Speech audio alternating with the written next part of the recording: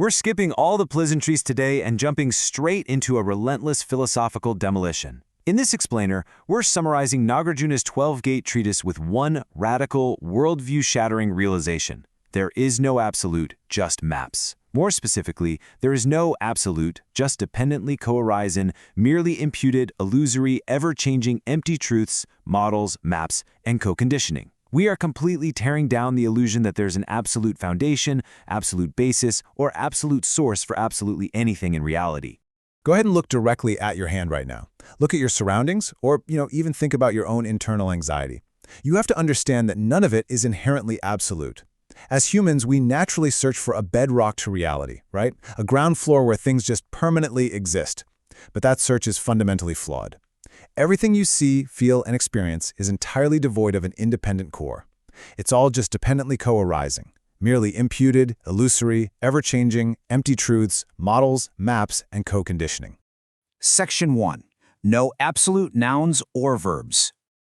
Okay, let's dive right in by destroying the physical and grammatical absolutes we mistakenly cling to every single day. See, we build our entire perception of reality on language. We just assume that the words we speak accurately map to solid, unchanging realities. But here's the catch. Because all observable phenomena constantly change, there are no absolute nouns. There are no absolute verbs, no absolute characteristics, and no absolute elementary particles. If you try to play a game of subtraction to find the absolute, independent thing beneath the conditions that created it, you're going to come up empty. Even down at the subatomic level, things only exist in relationship to fields, forces, and a perceiver. They completely lack a fixed, independent core. Moving on to Section 2. No absolute actions or processes. We all just kind of assume that cause and effect are undeniable laws of nature. But Nagarjuna actually demands the blueprints. He asks us to look microscopically at how a cause supposedly becomes an effect. And to do this, we can use his logical washing machine, the tetralemma, to systematically prove that there are no absolute actions or absolute processes. It's a fourfold logic that asks a simple question. Does a cause produce an effect by itself, by another, by both, or by neither? By rigorously stress testing these four options, we discover that a cause literally cannot independently produce an effect in any of these ways without falling into massive logical absurdity. Let's look really closely at the two main traps here. If the effect is already fully real inside the cause, meaning they're identical, then the action of production is entirely redundant. I mean, you can't produce a fully grown oak tree that already exists inside an acorn. But on the flip side, if it's completely unreal and separate, there's absolutely no bridge for causality to cross. That would mean a pebble could magically grow an oak tree, which is obviously impossible. So therefore, the absolute process of production itself is just an imputed map, not an inherent reality. And this demolition applies just as ruthlessly to time. Even time itself fails to provide a foundation. Think about it. The past is already gone and finished, so production isn't happening there. The future doesn't exist yet, so production isn't happening there either. So that just leaves the present moment of being produced. But without a solid starting line and a solid finish line, that transitional present moment is a mathematical impossibility to actually isolate. Basically, there is no absolute time. Which brings us to Section 3. No absolute characteristics found. So if physical objects and processes aren't absolute, neither are their characteristics. Our minds desperately want to separate an object from its traits so we can neatly categorize reality into fixed, solid bins. Think about how we confidently say things like, light destroys darkness. It sounds true, right? But look at the actual logic. Because light and darkness cannot exist in the exact same space at the exact same time, they never actually touch. The darkness is gone the instant the light arrives. There is no physical battle taking place, proving that light destroying darkness is just a highly functional linguistic map. It is definitely not an absolute territory. And this brings us to the ultimate binary we cling to. The truth is, there is no absolute existence, and there is no absolute non-existence.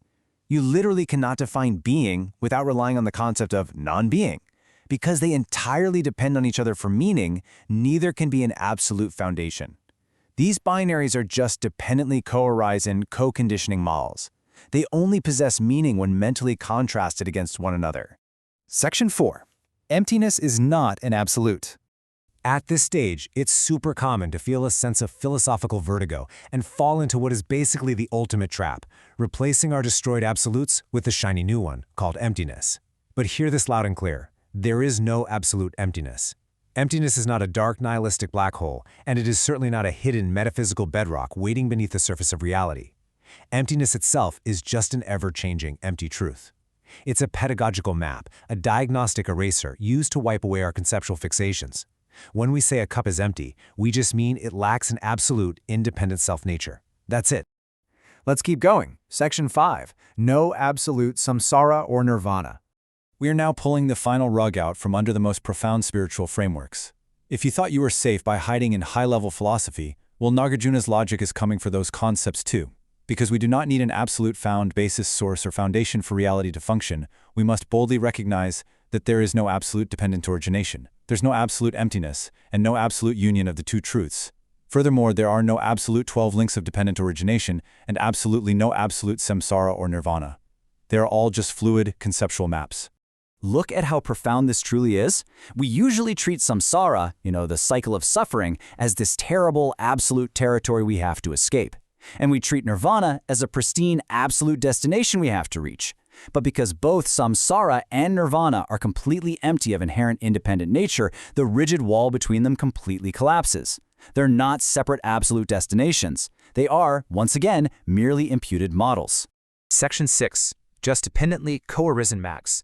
So if we've ruthlessly proven that we don't need an absolute found, basis, source, or foundation to explain our universe, if there are no absolute nouns, verbs, characteristics, or processes, what is actually left to rely on?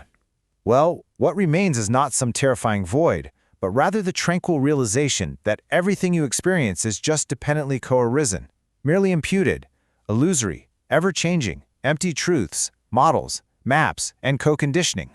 Once you stop demanding that your maps act like a solid, absolute territory, the frantic exhaustion of trying to freeze an ever-changing universe, it simply stops. And this brilliantly illustrates the practical magic of balancing conventional and ultimate truths. We can freely chop wood, carry water, go to work, and engage with our conventional world using these highly functional maps.